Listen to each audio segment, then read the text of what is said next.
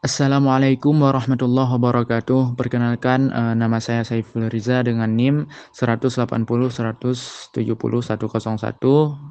Ingin mempresentasikan hasil dari ringkasan modul IoT. Baik, kita mulai dari pengertiannya. IoT adalah singkatan dari Internet of Things. Internet of Things sendiri menurut rekomendasi International Telecommunication Unions atau ITU didefinisikan sebagai sebuah penemuan yang mampu menyelesaikan permasalahan yang ada melalui penggabungan teknologi dan dampak sosial. Sementara itu, jika ditinjau dari standarisasi secara teknik, IoT dapat digambarkan sebagai infrastruktur global untuk memenuhi kebutuhan informasi masyarakat, memungkinkan layanan canggih dengan interkoneksi baik secara fisik dan virtual berdasarkan pada yang telah ada, dan perkembangan informasi serta teknologi komunikasi atau ICT. Internet of Things sendiri terdiri dari dua, yaitu Internet dan Things. Internet didefinisikan sebagai sebuah jaringan komputer yang menggunakan protokol-protokol internet, yaitu TCP atau IP, yang digunakan untuk berkomunikasi dan berbagi informasi dalam lingkup tertentu. Sedangkan things adalah objek-objek dari dunia fisik yang diambil melalui sensor-sensor yang kemudian dikirimkan melalui internet. Namun, dari hasil objek yang telah dikirimkan masih memerlukan penyajian ulang yang diharapkan dapat lebih mudah dimengerti oleh stakeholder. Kemudian, teknologi semantik. Teknologi web semantik adalah suatu jaringan yang mampu memahami tidak hanya makna dari sebuah kata dan konsep, tapi juga hubungan logis di antara keduanya, sehingga suatu web dapat menghasilkan informasi yang sesuai dan diinginkan oleh pengunjung website tertentu. Jadi, Internet of Things merupakan gabungan antara internet dan things dan semantik. Selanjutnya, implementasi IoT. Mesin dibuat agar pekerjaan manusia menjadi lebih mudah. Pada awalnya dibuat hanya untuk membantu manusia dan dioperasikan secara manual. Lambat laun mesin bisa berjalan sendiri atau otomatis. Tetapi dalam perkembangannya, pemanfaatan mesin sebagai alat dalam sebuah sistem akan menemui kendala jika sudah menyangkut jarak dan waktu. Berikut adalah tampilan diagramnya. Selanjutnya yaitu perbandingan antara kelebihan yang dimiliki oleh IoT dan kekurangannya. Kelebihan yang dimiliki oleh IoT adalah semakin banyak informasi yang diperoleh, maka semakin mudah untuk menentukan tindakan yang tepat berdasarkan data yang ada.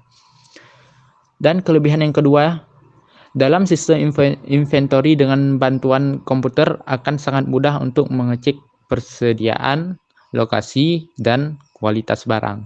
Serta biaya untuk mengaji karyawan lebih sedikit karena sudah digantikan oleh mesin. Dan selanjutnya adalah proses analisa dan pengambilan keputusan berdasarkan data yang besar akan sangat cepat. Kekurangan IoT adalah tidak ada standarisasi penggunaan sensor seperti penggunaan USB. Ketika sebuah sistem dengan IoT device mengalami kerusakan, maka harus membeli di vendor yang sama untuk menggantinya. Dan kekurangannya juga IoT memerlukan tenaga ahli untuk merawat secara berkala agar sistem tetap berjalan. Serta yang terakhir, kekurangan IoT adalah memerlukan tenaga ahli untuk mengamankan perangkat IoT dari serangan hacker.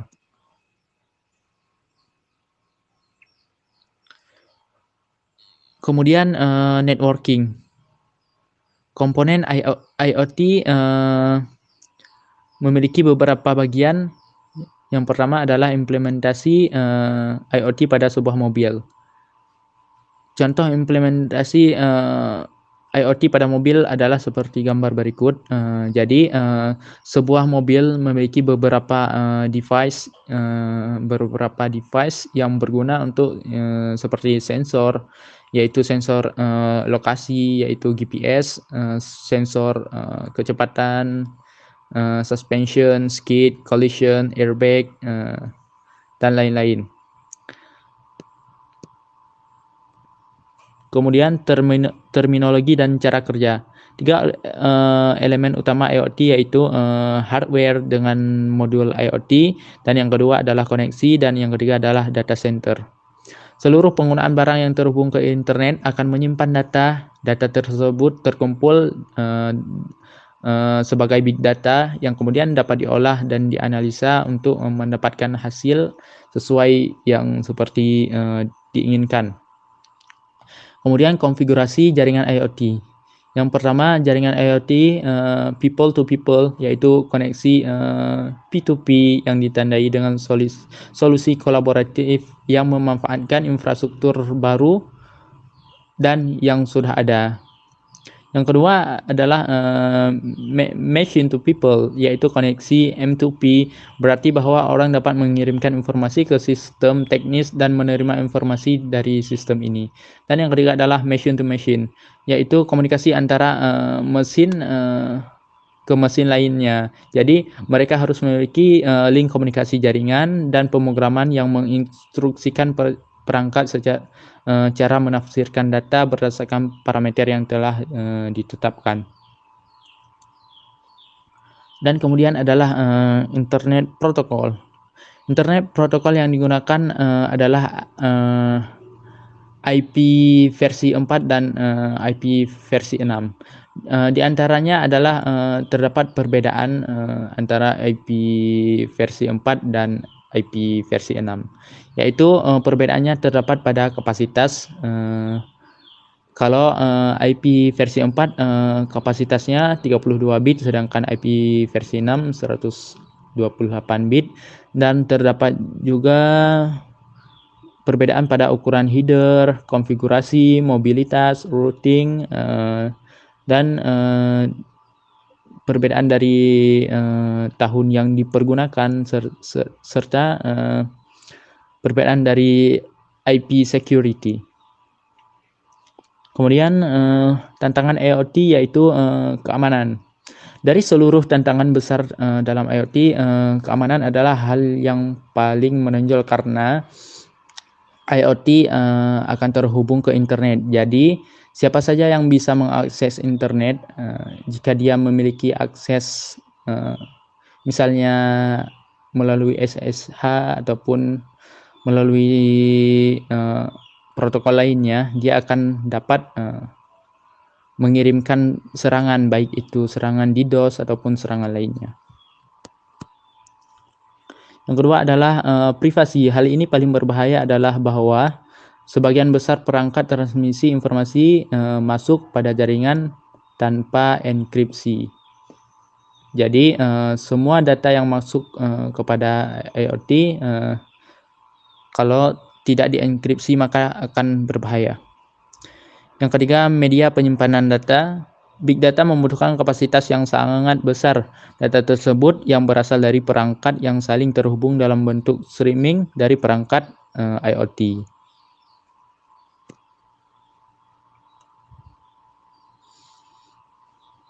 Tantangan selanjutnya yaitu interoperabilitas dan pengembangan, dan juga terdapat tantangan pada pengembangan IoT.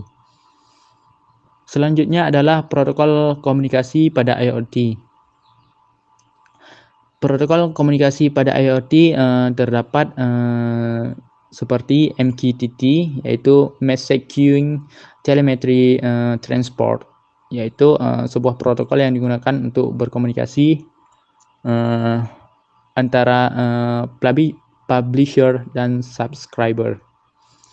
Ada juga protokol Constraint Application Protocol, yaitu protokol berorientasi jaringan menggunakan fitur serupa untuk HTTP, tetapi juga memungkinkan untuk overhead rendah, multicast, dan lain-lain. Kemudian protokol XMPP, yaitu Extensible Messaging and Presence Protocol. Juga terdapat XMPP server dan klien berkomunikasi melalui pengiriman message stanza, yaitu XML code. Mungkin hanya sekian yang dapat saya presentasikan. Saya akhiri. Wassalamualaikum warahmatullahi wabarakatuh.